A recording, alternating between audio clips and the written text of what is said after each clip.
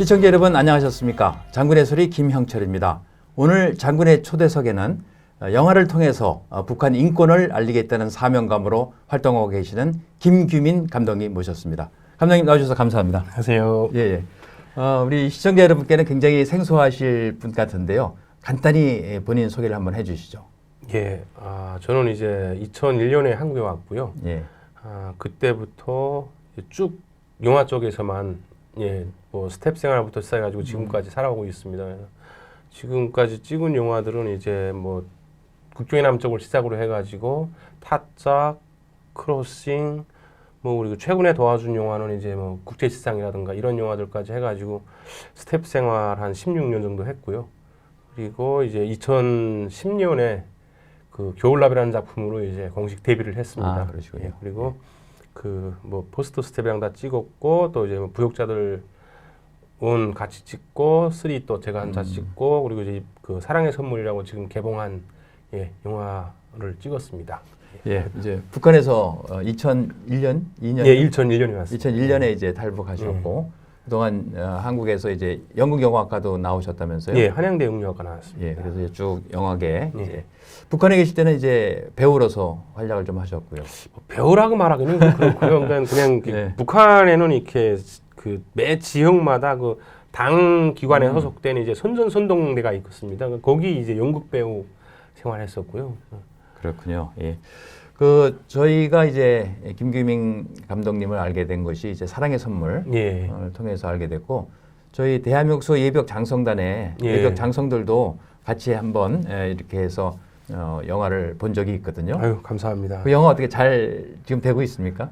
예, 일단은 뭐 독립 영화로서는 뭐 최고의 고지죠. 그러니까 10,000명을 넘어섰고요. 축하드립니다. 예, 감사합니다. 덕분에 많은 분들이 정말 많은 분들이 도와주셨습니다. 그래서 이제 저는 얼굴도 몰랐던 분들이 자원봉사로 이렇게 도와주시고 그리고 또 이제 그런 분들이 너무 많았고요. 너무 감사드리고 그런 분들이 있었기에 가능하지 않았나 그렇게 생각합니다. 사랑의 선물 영화를 보고 참 뭐 예벽 장군들도 많이 눈시울을 적셨는데 그 스토리가 어디 이제 실제에서 이제 찾은 스토리입니까? 아니면 이렇게 가상으로 만든 스토리입니까? 그 사랑의 선물 같은 경우에는 이제 제가 지금 준비하고 있는 그러니까 그 겨울나비 시리즈의 두 번째 작품입니다. 겨울나비라는 시리즈물인 거죠. 그러니까 이제 첫 번째 작품 영화 제목이 겨울나비였고요. 그거를 5편 정도 만들려고 하고 있는데요. 그게 뭐냐면 이제 북한에서 제가 실제로 봤던 것들, 실제로 봤던 사건들을 이제 중심으로 해가지고 5편 정도를 지금 만들려고 하고 있고요. 그 두 번째 작품이 이제 사랑의 선물입니다. 그럼 세 번째도 지금 계획하고 계시겠네요. 예, 세 번째는 지금 뭐 시나리오 초고는 나왔고요. 지금 좀 계속 각색하면서 이제 내년도 좀 작업을 들어가려고 지금 준비하고 있습니다. 그 사랑의 선물이 해외에서도 반응이 굉장히 좋았다고 들었는데 해외 반응 한번 소개해 주시죠.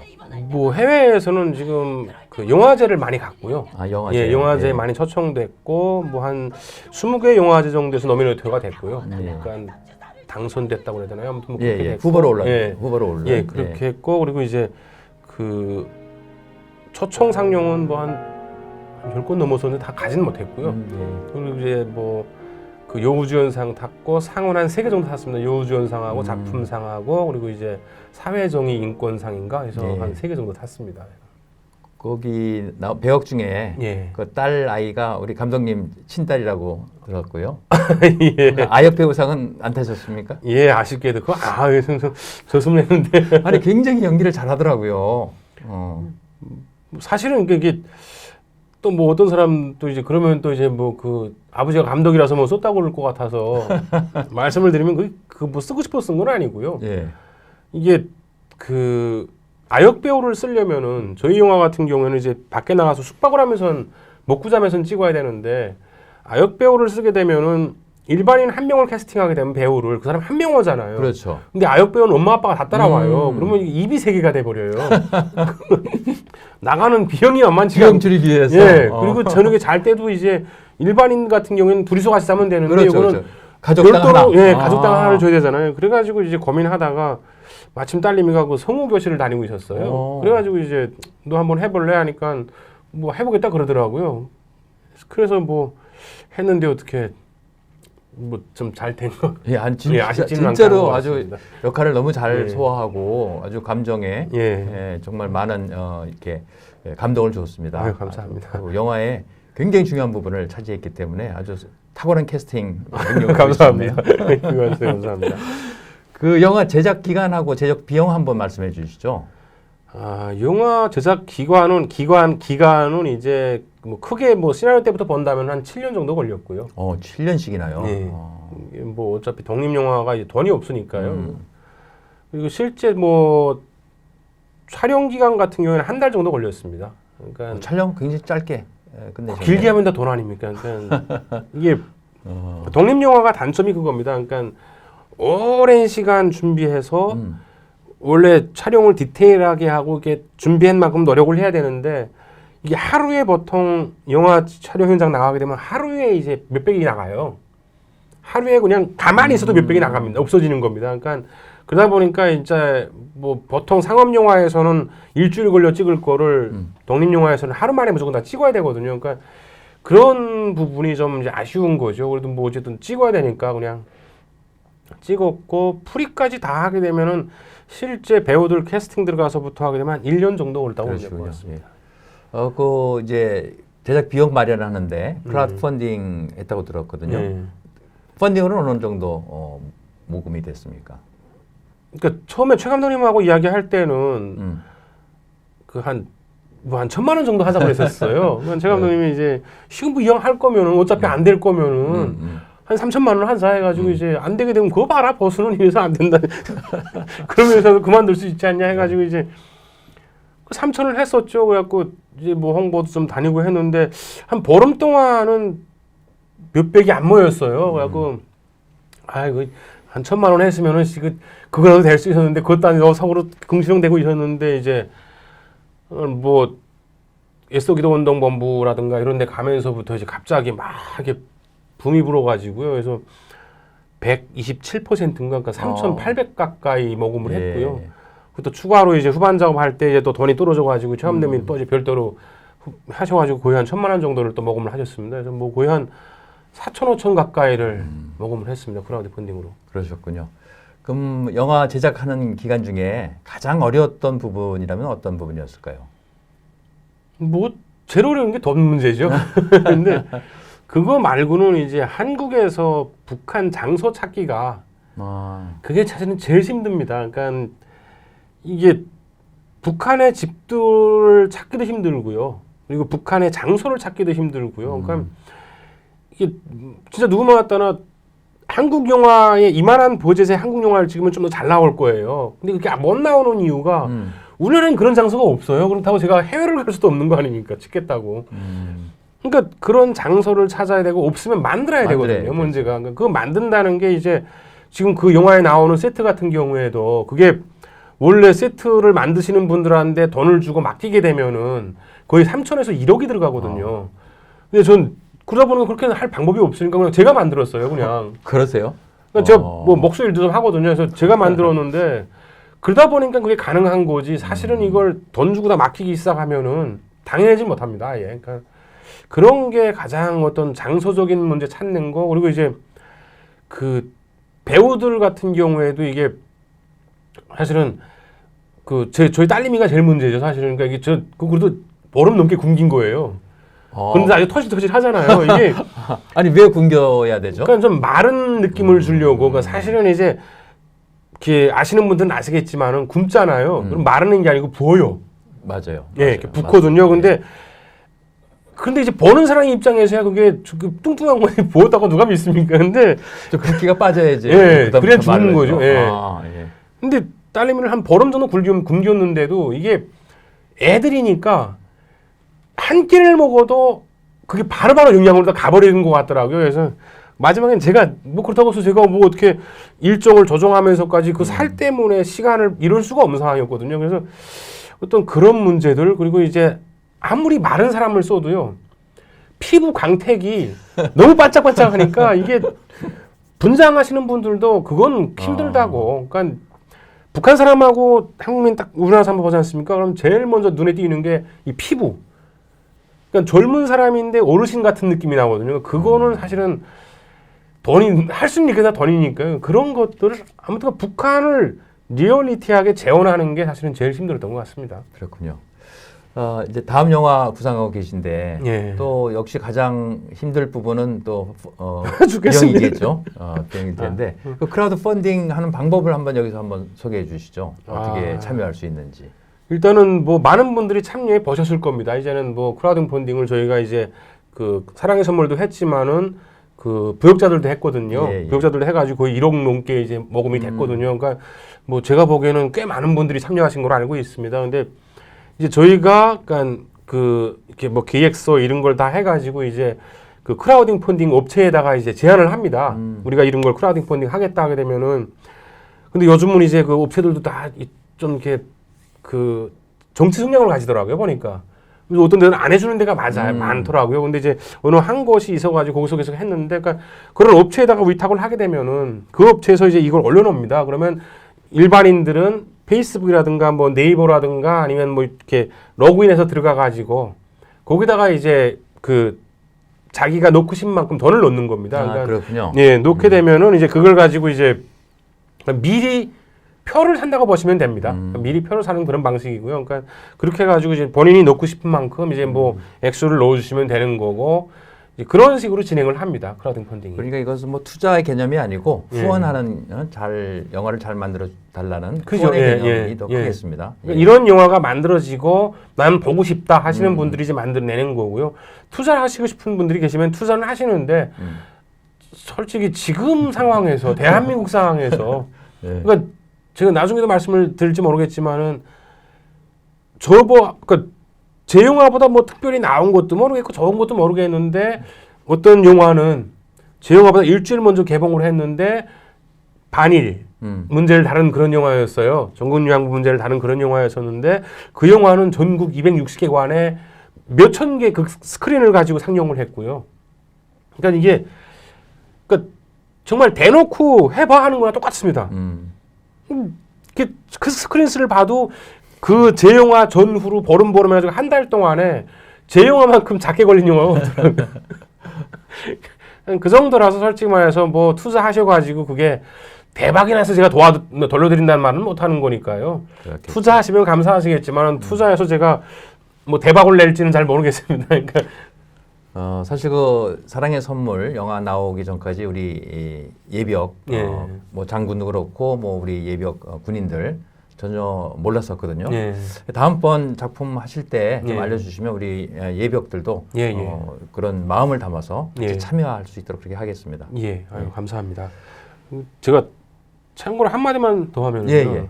이 사람들이 그러니까 옛날에 어떤 분이 이제 그런 말씀을 하시더라고요. 지금 때가 올 때인데 이런 영화를 보냐. 그래서 제가 뭐라고 그랬냐면요. 네. 어르신 그 자식들이 있냐? 있답니다. 그래서 그러면 이 영화를 자식들과 같이 보십시오 하니까 에이 그거 뭐 애들이 보겠다 그러겠어요. 그러니까 같이 와서 저녁에 내가 니네 이거 영화 보게 되면은 용돈 10,000원씩 준다고 보십시오. 그거 보게 되면 뭐 그게 요즘 애들 취향하고 안 맞는답니다. 그렇게 보라니까요. 일단 그럼 어떡하라냐 해서 보시면은 이 영화가 나온 다음에 치킨 먹으면서 이 영화가 재미있었냐 재미없었냐를 물어보지 마시고 이 영화 보니까 북한이 어떤 거 같냐 하고 물어보시라.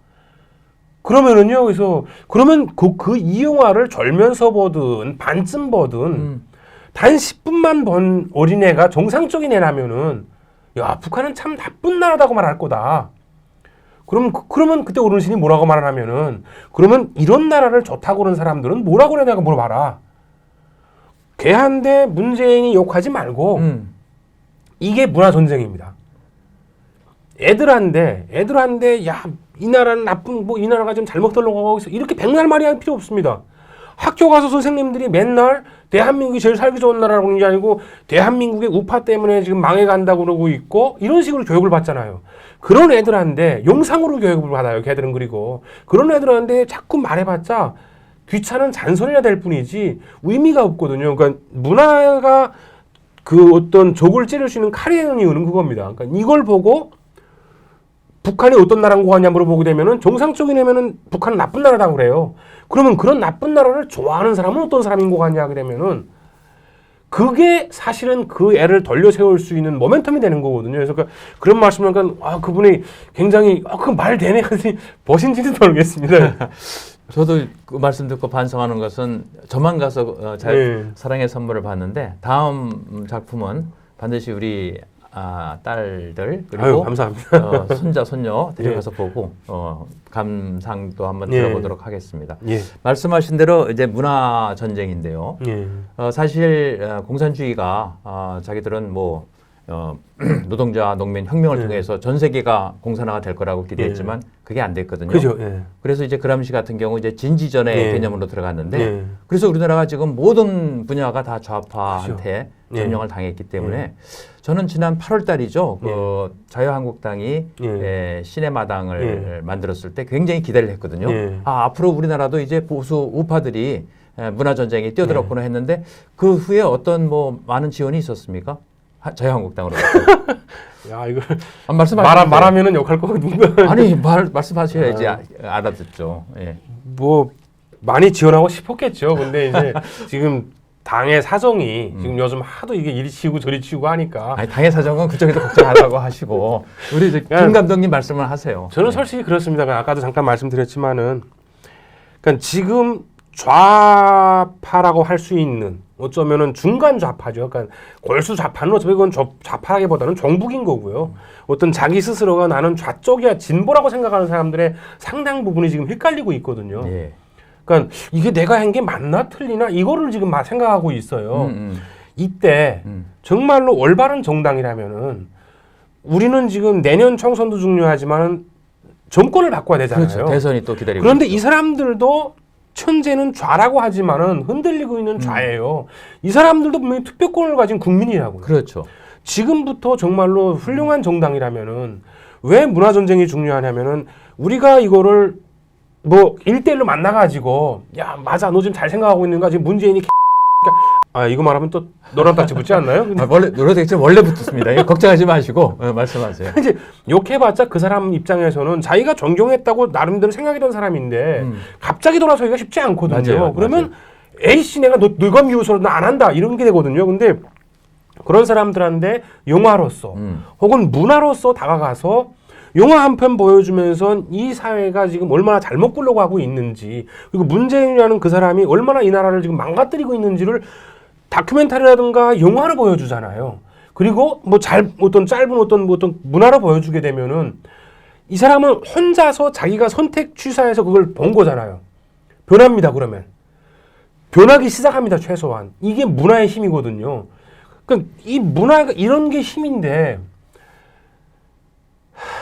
참, 그러니까 그걸 보면서 그냥 그러니까 문화를 단순히 제가 보는 정당들은 그렇습니다. 그러니까 특히 이제 뭐 그렇지 않은 분들도 계시겠죠. 근데 제가 본 대부분의 정당들은 문화를 홍보의 수단으로만 생각하더라고요. 근데 사실은 문화는 100년 대계를 내다보면서 만들어야 되고요. 그리고 지금 열심히 준비해야 총선 때쯤 됐을 때 사람들이 한 10%를 바꿀 수가 있고요. 그리고 그 사람들이 한 번 바뀌게 되면은 문화를 통해서 바뀐 사람들은 감정이 바뀐 거거든요. 그러니까 막 설득시켜가지고 바뀌게 되면은 설득이 안 돼요. 싸움밖에 안 돼요. 그리고 다른 논리가 들어오는 순간에 이거는 논리 대 논리의 싸움이 됐기 때문에 그 논리를 사실 갈 수밖에 없어요. 그런데 문화로 내가 감동이 돼가지고 내가 장군님한테 야, 참 저 사람 멋진 사람이라고 감동되게 되면은 이 감동이 깨지기 전까지는 그냥 갑자기 와가지고 싸대기를 이러기 전까지는 그 감동이 사라지지 않습니다. 이게 문화의 힘이거든요.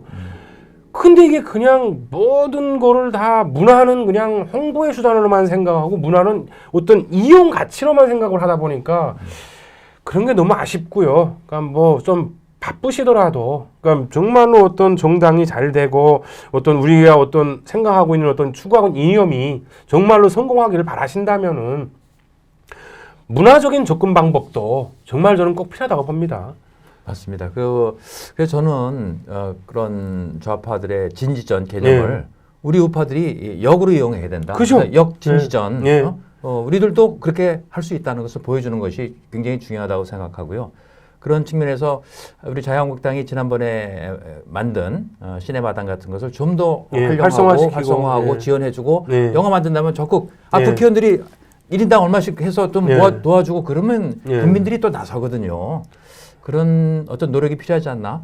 이런 생각이 들어서. 그 개인적으로 저는 이제 영화 현장에서 일하지 않습니까? 예, 예. 근데 현장에서 일하다 보잖아요. 그러면 저는 이미 이제 찍힌 영화판에서는 내놓은. 예, 그러니까 그 버려놓은 자식 걔는 극우 뭐 이렇게 돼 버렸더라고요. 그래서 제가 극우인지는 모르겠는데 아무튼 극우가 돼 버렸어요. 그러다 보니까 이제 이렇게 대놓고 말을 해요. 그런데 어느 날서 가잖아요. 그러면 사람들이 없는 자리 되게 되면은 스태프들이라든가 배우들이 와가지고 처음에는 지나가는 말처럼 한마디씩 하다가 나중엔 말해요.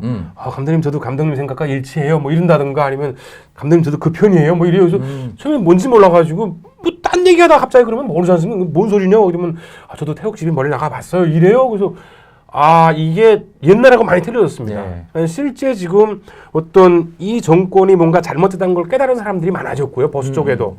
그리고 그 사람들이 자기가 지금 왜냐면은 좌는 자기 편이 확실하게 되면은 무조건 책임져 줍니다. 맞아요. 근데 우는 뭐 솔직히 말해서 저는 뭐 이렇게 사람들이 누군가 욕하고 이럴 때 그런 생각을 해봐요. 과연 저 사람이 그러면은 저 배우가 저 위치에 있는 배우가 태극기 집회 나와가지고 연설을 했을 때 사람들은 좋아할지 몰라도 그 배우는 배우 인생 쫑입니다. 다시는 드라마에도 찾아주지 않고요. 어디도 찾아주지 않아요. 그러니까 그런 사람들은 어떻게 하냐? 술 먹을 때 그냥 나 같은 사람 만나게 되면은 아이고 정말 너무 좋아 그래요. 막 술 먹으면서 막 끊임없이 돌아냅니다 말을. 그런데 실제 현장 나가서는 말 못해요. 왜? 그 사람이 나가는 순간에 그 말을 하게 되면은 죽어요. 그러면 또 어떤 사람들은 그런 말을 합니다. 아니 나라가 이 모양인데 잘 가서 뭘 하냐고. 그 배우에게는 나라도 중요하고 다 중요하지만은 그보다 제일 먼저 배우에게 제일 중요한 거는 연기를 할 수 있냐 없냐입니다. 말씀하신 대로 그런 연기를 할 수 있는 그런 여건을 만들어 그죠? 주는 거. 그게 시네마당 같은 거거든요, 사실은. 예, 맞습니다. 그리고 국민들이 호응해주고 국민들이 만들어주면 되거든요. 그죠, 맞습니다. 그런 자리를 예. 이제 그런 것들이 이제 서서히 문화 전쟁을 통해서 맞습니다. 역진지전을 통해서 여건을 만들어 주자 하는 그런 생각이 또 드네요. 사실은 저희가 유튜브 방송을 시작한 것도 바로 그 최공재 감독님한테 그 편집하는 거 배우면서 이것이 정말 중요한 문화 전쟁이구나 하는 그런 마음을 들었어요. 그래서 예비역 장성님들 설득해서 장군의 소리 만들자 그런 얘기도 했고 정말 문화 전쟁 중요합니다. 그래서 그거에 현장에서 뛰시는 우리 감독님께 항상 성원과 또 존경을 보냅니다. 감사합니다. 제가 한 가지만 말씀을 드리면요. 지금 많은 분들은 그 우리나라 문화 전쟁이 어떤 그람시의 진지원 같은 그런 경우가 우리나라에 있는 종북 좌파들이 스스로 만들었다고 생각하잖아요. 사실은 이미 오래전부터 북한은 김정은이가 문화에 대한 중요성을 깨닫고 그럼요. 올라서면서부터 그때부터 엄청난 일들을 해왔습니다. 그러니까 제가 개인적으로 듣기에도 수많은 작가들이 자기들이 무슨 글을 썼는데 이게 북한에는 없어요. 근데 한국에 오니까 이게 소설로 나와 있는 거예요. 그리고 한국에 오니까 자기들이 작곡한 노래가 한국에서 옛날에 들렸다는 거예요. 북한에서는 못 들었는데. 그런 식으로 수없이 많은, 그러니까 정말로 그 어떤 문화 세계를 잡기 위해서 엄청난 일들을 했고요. 그게 오늘의 이 결과, 우리는 지금 한국에 있는 주사파하고 몇몇 안 되는 종북자파하고 싸우는 게 아니고요. 작게 보기에는 북한이라는 어떤 고대 공산 마귀의 세력이 있고 더 크게 보게 되면은 그 뒤에는 또 중국과 러시아가 있잖아요. 그러니까 한국의 우파는 제가 요즘 가장 절실하게 느끼는 게 정말로 외로이 전생이 공산주의에 싸우고 있는 것 같아요, 진짜로. 정말 그런 생각이 요즘 많이 듭니다, 진짜. 그런 측면에서 우리 감독님 종교가 전 크리스찬입니다. 크리스찬이고. 근데 북한에 있을 때는 기독교 없었을 거 아닙니까? 북한에서는 있기는 있는데요. 그건 뭐 비즈니스, 그러니까 쇼하기 위해서. 그러니까 쇼룸이고. 북한에서는 당연하게 신이 하나여야 되잖아요. 유일신. 유일신이어야 되는데 하나님이 오시게 되면은 이게 경쟁의 상대가 되네. 이렇게 되면 둘 중에 좋은 놈 택해 이렇게 하면 그건 문제가 생기는 거죠. 그러니까 절대로 안 되고요. 그건 북한 당국의 입장에서도 절대로 불가능한데 해외에는 어쨌든지 간에 그 크리스찬들이라든가 어떤 신을 믿는 분들이 그래도 많이 도와주려고 노력을 했기 때문에 그 사람들을 위해서 서비스 차원에서 보여주기 차원에서 교회는 있는데요. 실제는 존재하지 않는 어떤 뭐 어떤 하나님께 진심으로 기도드리는 그런 교회는 아니고요. 뭐 네, 그랬던 것 같습니다. 근데 이제 그럼 탈북하신 이후에 이제 종교를 갖고 기독교를 믿기 시작하셨네요. 예, 그렇습니다. 그런데 지금 대한민국에서 예. 이 문정권과 싸우는 예. 또는 우리 대한민국의 자유민주주의를 수호하고 예. 다시 회복하기 위한 노력들은 가장 크리스천들이 예. 기독교인들이 많이 하고 있거든요. 거기랑도 같이 항상 이렇게 마음을 같이 하시겠습니다. 항상 같이 기도하죠. 같이 예. 행동하고. 그래서 전 세계 공산주의랑 싸우는 여기 예. 대한민국에는 예. 아마 전 세계 예. 이 종교의 자유를 믿는 분들이 같이 예. 하실 거라고 저는 예. 생각하고요. 아멘. 그 힘으로 예. 우리나라가 다시 꼭 부활할 거라고 예, 믿습니다. 저는. 그렇습니다. 자, 그러면 이제 탈북 후에 예. 영화계로 이제 진출하셨는데 어떤 뭐 처음부터 그런 마음을 갖고 오셨어요? 아니면 우리 국내에 들어오셔서 그런 마음을 갖게 됐어요? 저는 배우가 되고 싶었어요. 아, 배우가. 북한에서 이제 배우가 되는 게 꿈이었어서 가지고 아. 그래서 배우가 되려고 했었고, 근데 이제 들어가 보니까 그 일단은 제 얼굴 가지고는 좀 힘들겠더라고요. 그래서 그 어떤 그 이 막구정 그런 것 좀 있었고, 그리고 또 이제 쭉 그 어느 날 뭐 이제 일단 교수님하고 상담을 하면서 넌 왜 배우가 되고 싶냐 그러시더라고요. 그래서 그냥 난 개인적으로 내가 스타가 돼가지고 북한에서 일어나고 있는 실상을 좀 알리고 싶다. 이 대한민국 국민들이 너무 모르고 있다 지금. 난 그 교수님이 이제 정의탁 교수님이라는 분이셨는데 이제 야 그럴 바엔 네가 감독을 해. 그러면 배우는 써준 걸 읽지만은 감독은 지가 쓴다. 그리고 제일 중요한 거는 야, 네 영화에 네가 나와도 누가 뭐라고 안 그래. 그래서 아 그래요? 그러면 사랑의 선물에 나오셨어요? 예, 어디든 저 국경의 남쪽 같은 경우에는 조연으로 출연했습니다. 예, 뭐 사랑의 선물에는 사랑의 선물은 나한테 그 비밀이라서 어디 있었을까? 예. 잠깐 지나갑니다. 그냥. 그렇습니까? 예. 아무튼 뭐 그래가지고 이제 그때부터 영화의 길에 들어섰죠. 들어섰는데 아 이렇게 힘든 길인 줄 알았으면 모든 게 안 해봤기 때문에 시작하는 거지. 예, 그런 거 같습니다. 알고 나면 그 시작 못합니다. 예. 참 저보다는 마누라가 더 후회합니다. 그때 보내지 말았어야 되는데. 근데 기왕에 들어서셨으니까 끝까지 잘 하셔서 반드시 성공하고 아유, 대한민국을 정말 문화적으로 예. 성숙한 나라를 만들어 주시기 바라고요.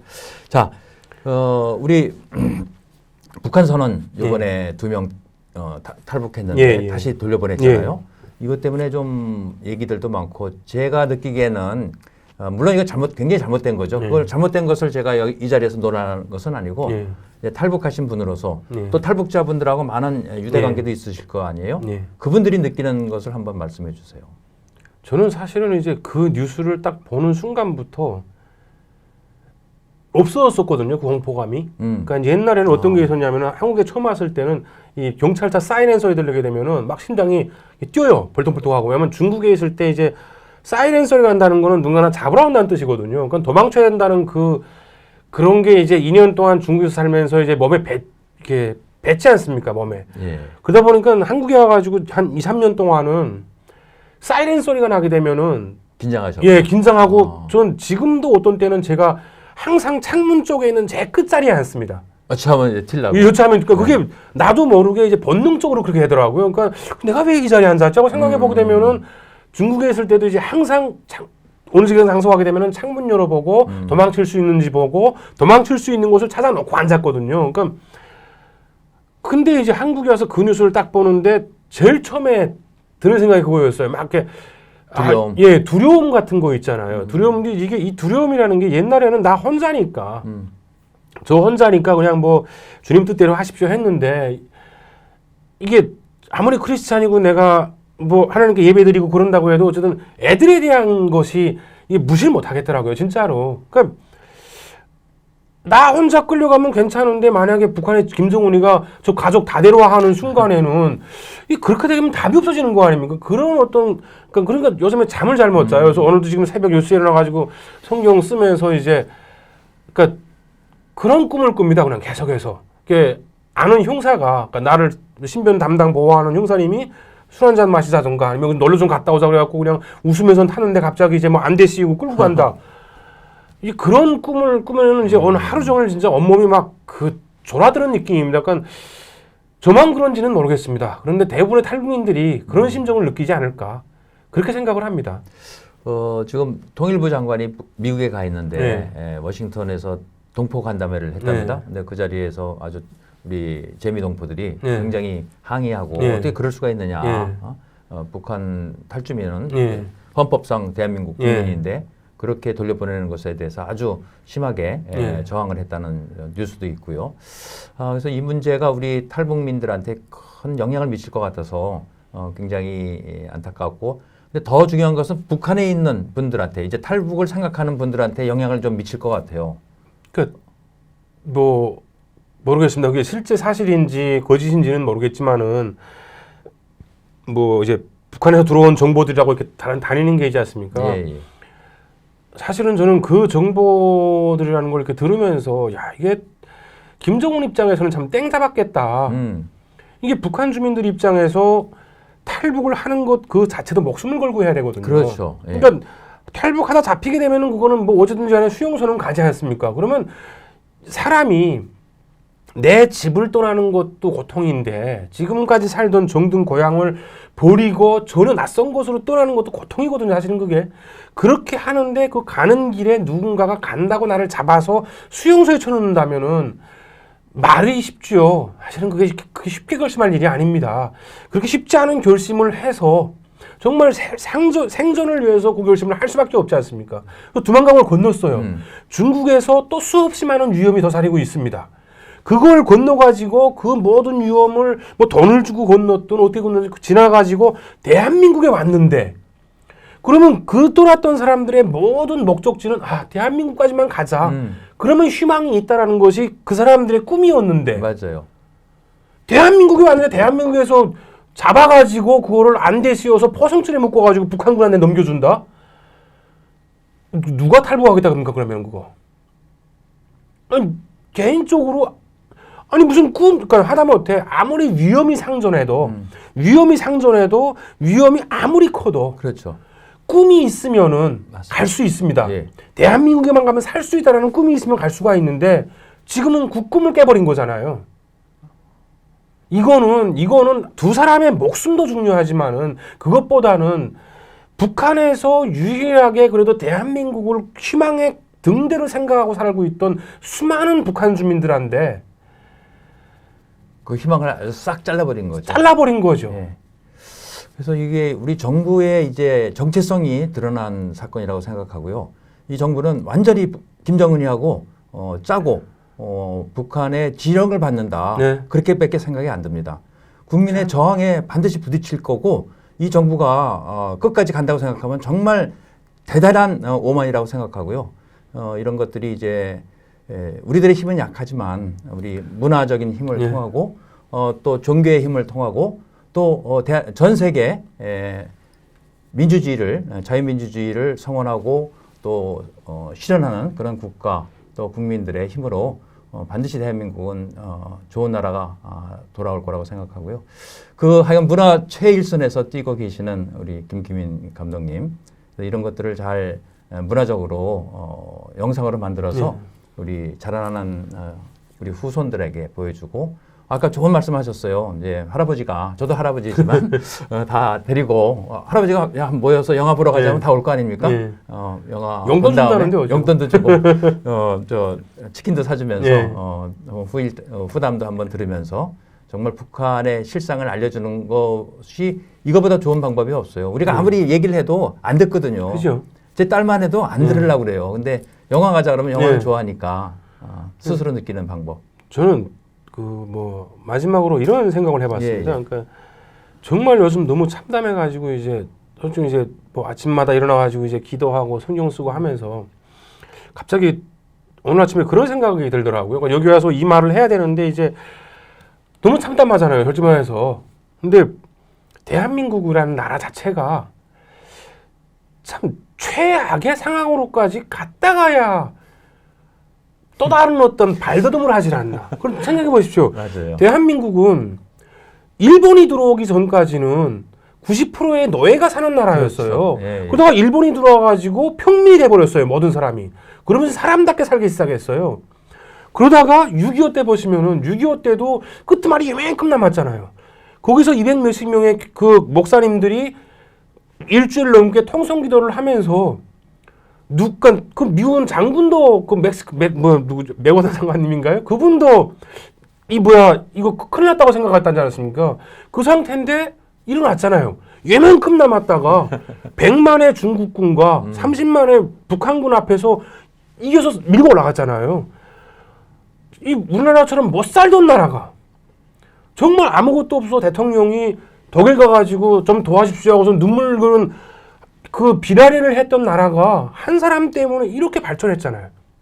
그러니까 어찌 보게 되면은 이것이 어쩌면은 또다시 하나님 우리한테 열심히 기도하라고 준 어떤 기회가 아닐까 저는 그렇게 생각합니다. 그러니까 뭐 잡혀가 오면 뭐 제가 무슨 능력이 있어서 그봤자 뭐 제가 때려눕혀봤자 한둘 때려눕히겠죠. 그리고는 제가 어떻게 감히 대한민국 경찰에게 맞서가지고 끌려가는 걸 멈출 수 있겠습니까? 근데 저는 대신에 제 힘이라면 기도하는 힘은 있습니다. 그러니까 예. 열심히 기도하고 또 많은 분들이 기도하게 되면 저는 꼭 하나님이 이 땅을 더 살기 좋게 만들어 주실 거라고 믿습니다. 우리 뭐 애국가에도 남아 있지 않습니까? 하나님이 보호하사. 우리나라 만세입니다. 우린 그런 믿음으로 예. 지금 이 어려운 시기를 지금 극복하고 있는 네. 것 같습니다. 그래서 오늘 김규민 감독님께서 전해주신 이 문화의 힘, 또 앞으로도 계속 문화의 힘으로 대한민국을 정말 좋은 방향으로 이끌어 주시기 바라고요. 그 어려움에 우리 국민들이 조금이나마 성원을 보내면 그 문화로 예. 대한민국을 거듭나게 할 거라고 생각합니다. 예. 오늘 이렇게 짧은 시간이지만 나와주셔서 좋은 말씀 전해주셔서 감사합니다. 감사합니다. 감사합니다. 예.